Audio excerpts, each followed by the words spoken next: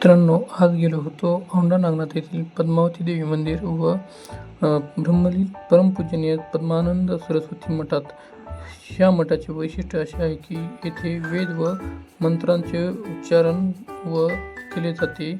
येथील ब्राह्मणांनी अयोध्येतील राम मंदिरातील उद्घाटनात मंत्रपूजा केली होती.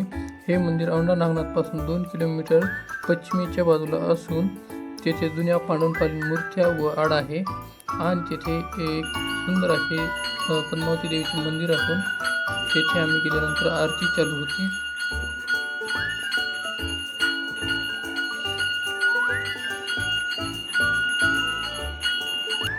आम्ही तेथून प्रसाद घेऊन मंदिराच्या पाठीमागील बाजूस असलेल्या स्वयंभू अशा पांडवकालीन महादेव दर्शनासाठी गेलो. ते मंदिराच्या एकदम एक्झॅक्ट पाठीमागे असून तो खूप खोल आणि जाण्यासाठी डोंगराळ असा रस्ता असून तेथे श्री नागनाथ यांची स्वयंभू मूर्ती प्रकट झालेली आहे.